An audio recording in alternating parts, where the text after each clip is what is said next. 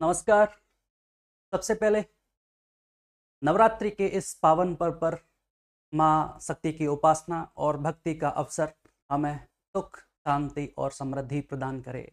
इसके साथ ही सकारात्मक ऊर्जा और खुशहाली की मैं कामना करता हूँ। ठीक है, तो इसी अवसर पर सिविल मार्गदर्शन की ओर से एक बार फिर से आपका हार्दिक स्वागत।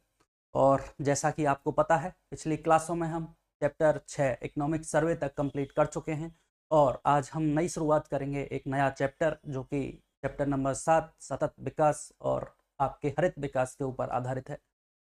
तो सतत विकास के बारे में कुछ बात कहें तो सतत विकास को कब अपनाया गया, क्या इसके गोल्स हैं, तो एक्चुअली सतत विकास के लिए ये एक वैश्विक लक्ष्य थे और इस सबका उद्देश्य था इस प्लेनेट, हमारी जो धरती है, इसको सुरक्षा करना, इसको बचाव करना। ठीक है, चाहे पर्यावरण प्रदूषण से हो, इसमें अलग अलग गोल्स डिसाइड किए गए थे, जैसे कि जलवायु को बचाना है, गरीबी का अंत करना है, भुखमरी का समापन करना है, स्वास्थ्य आरोग्य कल्याण की बात की गई, जल पर जीवन, स्थलीय जीवन की बात की गई, सुख शांति की बात की गई। इस तरह से कुछ गोल्स डिसाइड किए गए और उन गोल्स को अगर अपन अचीव करते हैं समय के साथ तो वो उसको एक सतत विकास की परिभाषा के रूप में जाना गया। और इसका जो टारगेट रखा गया था, जो इसकी थीम रखी गई थी, वो भी इसी पर आधारित थी कि कोई भी पीछे ना रहे। ठीक है, तो इन सब के बारे में ओवरऑल हम चर्चा करेंगे कि हमारे एग्जाम के पॉइंट ऑफ व्यू से ये किस तरह से इंपॉर्टेंट है, किस प्रकार क्वेश्चन पूछा जा सकता है। ठीक है, तो चलिए आज का पहला क्वेश्चन देखते हैं क्या कहता है सतत विकास। चलिए सर, पहला हमारा आज का क्वेश्चन है, सितंबर 2015 में संयुक्त राष्ट्र महासभा के शिखर सम्मेलन द्वारा कितने एसडीजी व टारगेट्स को अपनाया गया था। तो इन्होंने बात की गई है कि 2015 में, सितंबर 2015 में संयुक्त राष्ट्र महासभा का सम्मेलन हुआ और उसके तहत कितने टारगेट्स और एसडीजी गोल्स को अपनाया गया इस सतत विकास को अपनाने के लिए। तो सबसे पहले हमें बात करनी होगी, सबसे पहले बात करते हैं हम यूएन की, यूनाइटेड नेशंस की। यूनाइटेड नेशंस की स्थापना पता होना चाहिए 1945 में हुई और हेडक्वार्टर इसका कहाँ पे है, न्यूयॉर्क में इसका हेडक्वार्टर है, यूएसए में। ठीक है, अब जो ये यूएन है, इसके 6 ऑर्गन्स हैं, इसके सब जो पार्ट हैं वो 6 इसकी संस्थाएं हैं, जिनमें से एक है आपकी संयुक्त राष्ट्र महासभा, यूनाइटेड नेशंस जनरल असेंबली। ठीक है, तो 15 सितंबर को, 15 सितंबर नहीं, आपके सितंबर डेट पता नहीं है, सितंबर 2015 में इसकी सम्मेलन हुआ था और वहां इस सतत विकास की अवधारणा को अपनाया गया। सतत विकास की अवधारणा को अपनाया गया तो इसमें कुछ गोल्स डिसाइड किए गए, एसडीजी सस्टेनेबल डेवलपमेंट गोल्स के नाम से इन्हें जाना जाता है। और ये डिसाइड किया गया कि समय के साथ अगर हम इन गोल्स को अचीव करते हैं तो ये सतत विकास होगा। तो इस 2015 के सम्मेलन में 193 पार्टिसिपेट आपके कंट्रीज थे, देशों ने भाग लिया था। ठीक है, और यहाँ से बात करें, जो क्वेश्चन कह रहा है, तो इस तरह से हमारे 17 एसडीजी गोल्स थे और इन 17 एसडीजी गोल्स को प्राप्त करने के लिए 169 टारगेट्स रखे गए थे। ठीक है, ये क्वेश्चन हमसे पूछा गया है कि संयुक्त राष्ट्र महासभा के शिखर सम्मेलन द्वारा कितने एसडीजी और टारगेट्स को अपनाया गया। तो याद रखना होगा, स्टार्टिंग में 2015 में यूनाइटेड नेशंस की जनरल असेंबली में 17 एसडीजी गोल्स और 169 टारगेट्स को अपनाया गया था। इसका मतलब सी ऑप्शन हमारा राइट आंसर हो जाएगा। ठीक है, 193 कंट्रीज ने इसमें पार्टिसिपेट किया था और इसकी जो थीम थी वो यही थी कि कोई भी थीम जो थी, कोई भी पीछे ना रहे। ठीक है, ये इम्पोर्टेंट इसकी थीम थी। और जब 2015 में इसको अपनाया गया था, 2015 की मीटिंग में, तो ये था इन गोल्स को अचीव करना था 2030 तक। ठीक है, 2030 तक इनको अचीव करना था। चलिए आगे देखते हैं, वर्ष 2030 के एसडीजी एजेंडे में अंतर्निहित सार्वभौमिकता का सिद्धांत क्या है। ये जो बात कर रहे हैं हम एसडीजी गोल्स की कि कोई भी पीछे ना रहे, तो एक सार्वभौमिकता का सिद्धांत था। सार्वभौमिकता का आप देख रहे हैं, जिसमें जिसकी थीम ही क्या रखी गई, कोई भी पीछे ना रहे, सबका विकास, सबका विकास, कोई भी पीछे नहीं रहेगा, सबको समग्र रूप से हमें साथ में लेकर चलना है और सब पार्टों को लेकर चलना है, चाहे जलवायु की बात हो, चाहे जलीय जीवन हो, चाहे स्थलीय जीवन हो, चाहे उद्योग व्यापार की बात हो, चाहे शिक्षा चिकित्सा की बात हो। तो ये एक सार्वभौमिकता का सिद्धांत था और इसकी जो थीम रखी गई थी, जैसा कि हमने देखा कि कोई भी पीछे ना रहे। ऑप्शंस बहुत क्लोज हैं। पहला ऑप्शन देखिए, कोई भी भूखा ना रहे, जो कि आपकी अन्नपूर्णा योजना है, इंदिरा गांधी राजस्थान में जो चल रही है, इंदिरा गांधी जो थाली योजना है जिसके तहत 8 रुपए में खाना खिलाया जाता है, उसकी थीम है कोई भी भूखा ना रहे। जबकि जो सार्वभौमिकता का एसडीजी की गोल्स है, एसडीजी एजेंडे की जो थीम है वो है कोई भी पीछे ना रहे, और अपना बी ऑप्शन हमारा राइट आंसर होगा। कोई भी बीमार ना रहे ये नहीं है। पर्यावरणीय संधारणता की ओर एक कदम, ये भी नहीं। इस तरह से काफी क्लोज ऑप्शंस आपको देखने को मिल सकते हैं, लेकिन हमें पता होना चाहिए कि इसकी थीम क्या है, कोई भी पीछे ना रहे। ठीक है, चलिए आगे क्वेश्चन नेक्स्ट। एसडीजी एजेंडा 2030 के केंद्र में 5 महत्वपूर्ण आयामों को शामिल किया गया, निम्न में से कौन सा आयाम सम्मिलित नहीं है? तो इसमें 5 पीज को डिसाइड किया गया था। ठीक है, 5 पीज। अब ये 5 पीज क्या हैं, ये हमें देखना होगा। एसडीजी 2030 के केंद्र में 5 महत्वपूर्ण आयाम, जो कि 5 पी के नाम से जाना जाता है, वो हैं आपके सबसे पहले प्लेनेट। ठीक है, पहला पी आपका प्लेनेट है। इस प्लेनेट पे क्या है? पीपल हैं, लोग हैं। इन लोगों को क्या चाहिए? पीस चाहिए। ठीक है, शांति। चौथा है आपका, जब पीस होगी तो ये क्या करेंगे? पार्टनरशिप। और इन सब से हमें क्या अचीव हो जाएगा? हमारा 5वां पी जो है आपके प्रॉस्पेरिटी। तो ये 5 पीज इसमें डिसाइड किए गए थे, जो हमें पता होना चाहिए। सबसे पहला है पीपल, पीपल के बाद प्लेनेट, पीपल, पीस, पार्टनरशिप और प्रॉस्पेरिटी। ठीक है, चलिए आगे देखते हैं। अगला क्वेश्चन क्या कहता है? सतत विकास लक्ष्यों की प्राप्ति हेतु इन्हें कब से प्रभावी बनाया गया? जैसा कि बात की थी हमने कि सितंबर 2015 में इसकी मीटिंग हुई थी, और इनको जो प्रभावी किया गया था 1 जनवरी आपके 2016 से इनको लागू कर दिया गया था। तो ये डेट भी हमें पता होना चाहिए कि एसडीजी गोल्स को कब से लागू किया गया। तो आपके 1 जनवरी 2016 से इसे लागू किया गया। तो ऑप्शन अपना सी ऑप्शन राइट हो जाएगा। ऑप्शन में देखिए आप 26 जनवरी 2016 भी दे रखा है। हो सकता है कि कुछ लोगों को ये लगे कि 26 जनवरी से लागू किया होगा, लेकिन 1 जनवरी 2016 से इसको लागू किया। चलिए नेक्स्ट क्वेश्चन। भारत में सतत विकास के लक्ष्यों की प्राप्ति के लिए निम्नलिखित में से किस नोडल एजेंसी को गठित किया गया है? अब एक्चुअली जब वैश्विक लेवल पे तो 193 कंट्रीज ने पार्टिसिपेट किया था, और यूनाइटेड नेशंस की जनरल असेंबली में इसको पारित किया गया। तो हर एक देश में कोई ना कोई ऐसी संस्था बनाई होगी जो इन जो गोल्स हैं इनको अचीव करने के लिए काम करे। तो भारत की बात करेंगे। भारत में किस संस्था को नोडल एजेंसी गठित किया गया है? तो एसडीजी गोल्स के क्रियान्वयन के लिए भारत में नीति आयोग को एक नोडल एजेंसी के रूप में गठित किया गया है। ये हमें पता होना चाहिए। ठीक है, ये हमारे लिए इंपॉर्टेंट है। नीति आयोग इसका आंसर होगा। बहुत क्लोज ऑप्शंस मिलेंगे। आर्थिक सहयोग और विकास संगठन, आर्थिक विकास संस्थान, प्रधानमंत्री आर्थिक सलाहकार परिषद। कुछ लोग ऑप्शंस ये भी राइट कर सकते हैं, लेकिन याद रखना होगा एसडीजी गोल्स के क्रियान्वयन के लिए भारत की जो नोडल एजेंसी है वो आपकी नीति आयोग। ठीक है सर, चलिए नेक्स्ट क्वेश्चन।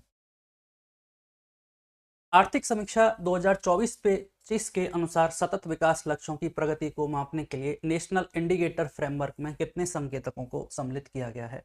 जैसा कि हमने बात की थी स्टार्टिंग में पहले क्वेश्चन में कि 2015 में 17 एसडीजी गोल्स के लिए 169 टारगेट्स को अपनाया गया था। अब वर्तमान में जो वैश्विक जो फ्रेमवर्क है उसमें हमें पता होना चाहिए ग्लोबल इंडिकेटर फ्रेमवर्क में कितने टारगेट्स हैं, कितने संकेतक हैं जिनके आधार पर इनका क्रियान्वयन किया जा रहा है।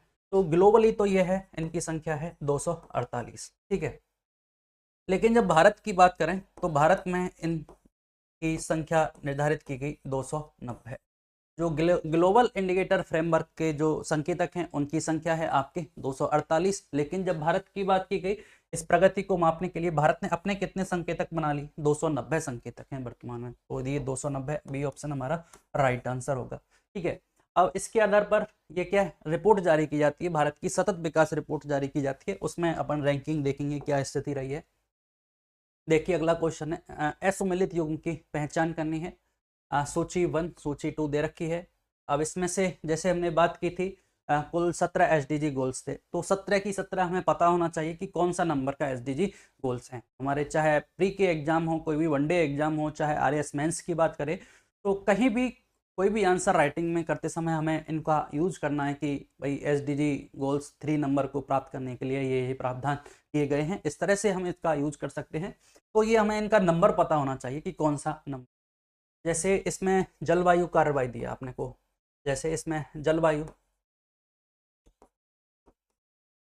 कार्रवाई दिया, तो जलवायु जो कार्रवाई है ये इसका एसडीजी गोल्स कितना है, 13 है। वहीं बात करते हैं शुद्ध जल और स्वच्छता की बात करते हैं, ठीक है, शुद्ध जल और स्वच्छता की बात करते हैं, तो इसने क्या दिया, एसडीजी 6 दिया, ठीक है, ये हमें पता होना चाहिए, बिल्कुल राइट है, ये भी सही है। तीसरा है आरोग्य और कल्याण, आरोग्य और कल्याण की बात की तो ये नंबर है आरोग्य कल्याण का 3 नंबर, ठीक है। एसडीजी जो 1 है, एसडीजी 1 है वो है आपका, देख लीजिए यहाँ से, गरीबी का अंत, ठीक है। एसडीजी 2 की बात करेंगे तो वो है आपका भुखमरी को समाप्त करना।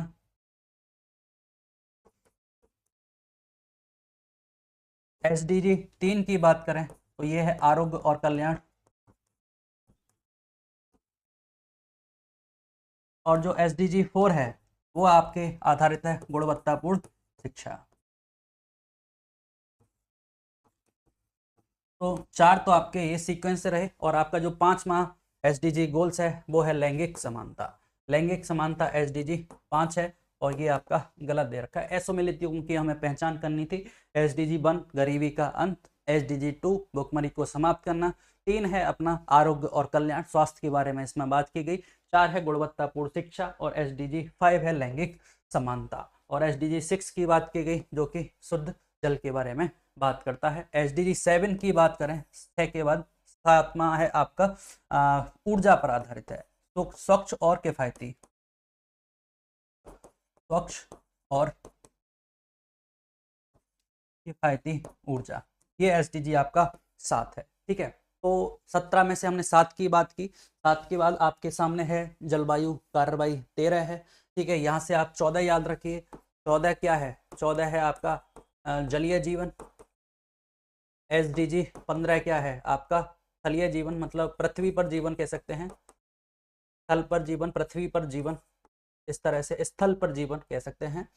हमें याद होना चाहिए कि किससे संबंधित है, एग्जैक्ट नाम हो सकता है नहीं याद आ रहा है, लेकिन आपको अगर ये पता है कि एसडीजी 13 आपके जलवायु कार्रवाई है, एसडीजी 14 जलीय जीवन, 15 थलीय जीवन के बारे में बात की गई है, तो ये सीक्वेंस इनका नंबर हमें पता होना चाहिए, ठीक है। तो कितने की, 1 2 3 4 5 6 7 8 9 10 11 की हम बात कर चुके हैं, 17 में से 11, इस तरह से बहुत आसान है, ज़्यादा डिफिकल्ट है नहीं, 1 2 बार अपन रिवाइज करेंगे तो याद हो जाएगा।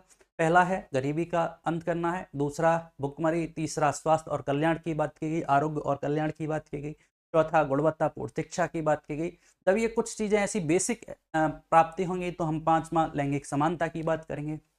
6 पे आपने क्या बात की, 6 पे आपने वो क्या कहते हैं, शुद्ध जल की बात की 7 पर हमने ऊर्जा, स्वच्छ और किफायती ऊर्जा की बात की, 7 तक याद किया। फिर आप 13 पे जाइए, 13 पे क्या है, जलवायु कार्रवाई की बात की, 14 जलीय जीवन की बात की, 15 आपका पृथ्वी पर जीवन की बात की, 16 शांति स्थापना की बात करता है, शांति से संबंधित है, और 17 बहुत बेसिक सा है जो एग्जाम की दृष्टि से इंपॉर्टेंट नहीं है, एक बार देखिएगा क्या है, ठीक है। चलिए नेक्स्ट क्वेश्चन देखते हैं। तो अपना आंसर क्या हुआ, अपना डी ऑप्शन इसका राइट आंसर है, जो कि लैंगिक समानता असुमेलित। नेक्स्ट क्वेश्चन है, निम्नलिखित में से कौन सा सतत विकास लक्ष्य को 2030 तक प्राप्त करने हेतु सम्मिलित नहीं किया गया है।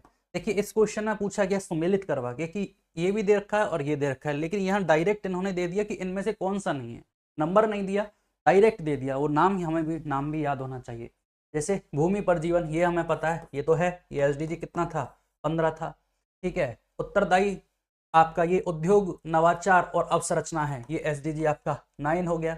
उत्तरदायी उपभोग और उत्पादन, उत्तरदायी उपभोग और उत्पादन, ये एसडीजी 12 हो गया, ठीक है। ये विज्ञान प्रौद्योगिकी को बढ़ावा है, ये कोई हमारा एसडीजी गोल्स नहीं है, ठीक है। तो इस तरह से हमने लगभग सारे एसडीजी गोल्स को कवर किया। 9 पे हमें पता होना चाहिए उद्योग, नवाचार, अवसंरचना है। 12 पर उत्तरदायी उपभोग एवं उत्पादन की बात की, 15 पर भूमि पर जीवन की बात की। अब हमारे बचे कौन कौन से रिमेनिंग, एक तो नंबर 10 बचा, एक नंबर 11 बचा, ठीक है। तो इसके बारे में एक बार हम दो को आप कमेंट सेक्शन में बताइए।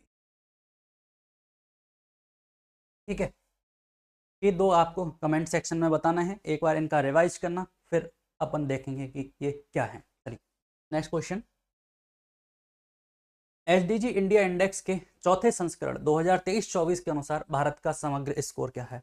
जैसा कि हमने देखा कि हर एक साल इसकी रिपोर्ट जारी की जाती है कि कितने टारगेट्स को अचीव किया गया, तो इसको टारगेट्स को अचीव करने के लिए जो एसडीजी इंडिया इंडेक्स जारी किया जाता है नीति आयोग के द्वारा, तो 2023-24 में इन्होंने पूछा कि 2023-24 के अनुसार भारत का समग्र स्कोर 71 है। बिल्कुल सही बात, 2023-24 का जो एसडीजी इंडिया इंडेक्स था इसमें भारत का स्कोर रहा है 71। ठीक है, तो ये स्टेटमेंट हमारा राइट स्टेटमेंट है। और सेकंड स्टेटमेंट ये कहता है 2023-24 में भारत के समग्र स्कोर में 2020-21 की तुलना में वृद्धि दर्ज की गई है। तो ये भी स्टेटमेंट राइट है, क्योंकि 2020-21 की तुलना में ये लगभग भारत का स्कोर 67 रहा था, उससे पहले 58 रहा था, उसके बाद 67 हुआ और 67 के बाद ये बढ़ के कितना हो गया, 71 हो गया। तो ये स्टेटमेंट भी सही है। इसका मतलब कथन एक सत्य है, नहीं कथन दो सत्य है, नहीं एक्चुअली क्या सत्य तो है लेकिन अप्रोप्रिएट हमें आंसर देना होता है, तो कथन तो हमारे दोनों सत्य हैं, ये तो केवल एक की बात कर रहा है, तो कथन एक व कथन दो दोनों सत्य हैं। डी ऑप्शन हमारा राइट आंसर। ठीक है, चलिए नेक्स्ट क्वेश्चन। क्वेश्चन है हमारा, सुमेलित कीजिए। सूची 1 और सूची 2 दे रखा है, जिसमें पहला है हमारा अचीवर्स रेडी, दूसरा है परफॉर्मर, तीसरा है फ्रंट रनर और एस्पिरेंट। क्योंकि जैसा कि हमने पिछले क्वेश्चन में देखा था कि एसडीजी इंडिया इंडेक्स जो जारी किया जाता है जिसमें भारत का स्कोर 70 बन रहा है, तो ये 71 के स्कोर को अपने क्या कैटेगरीज में डिवाइड किया, जिसमें 4 कैटेगरी बनाई गई और इसका जो टोटल स्कोर था वो था 100 में से आपने कितने अंक प्राप्त किए उसके आधार पर आप डिसाइड किया जाएगा कि किस कैटेगरी में है। तो 4 कैटेगरियां हैं, अचीवर, परफॉर्मर, फ्रंट रनर और एस्पिरेंट। ठीक है, अब अचीवर्स रेडी में आप कब आओगे, जब आपने 100 अंक प्राप्त किए हैं तो आपका अचीवर की कैटेगरी में आओगे जब आपने 100 में से 100 अंक प्राप्त किए। दूसरा है आपका फ्रंट रनर, फ्रंट रनर की कैटेगरी में आता है जब 65 से 100 के बीच आपका स्कोर रहा है तो फ्रंट रनर आएगा। और इंडिया का स्कोर कितना रहा है, 71 रहा है, इसका मतलब इंडिया फ्रंट रनर की स्थिति में है। तीसरा है आप परफॉर्मर, आप मतलब आपने काम करना वर्किंग चालू कर दी है, ठीक ठाक आपकी पोजीशन पहुंच गई है, तो इसका मतलब जब 50 से और 65 के बीच अगर आपका स्कोर है तो आप परफॉर्मर की स्थिति में है। और चौथा है आपका एस्पिरेंट, एक नए स्टूडेंट की तरह एडमिशन लिया ही है जो कि प्रयास कर रहा है और इसका स्कोर कितना है 50 से कम, तो वो किसकी कैटेगरी में आएगा, एस्पिरेंट की कैटेगरी में आएगा। तो यहाँ से देख लिए, अचीवर 100, फ्रंट रनर 65 से 100, परफॉर्मर 50 से 65, एस्पिरेंट 50 से कम। अब जैसे इंडिया का स्कोर 71 है तो हो सकता है क्वेश्चन डायरेक्ट पूछ लिया जाए कि भारत किस कैटेगरी के अंतर्गत आता है और ये आपके सामने नाम दे दिए जाएंगे, तो हमें पता होना चाहिए भारत फ्रंट रनर की स्थिति में आता है।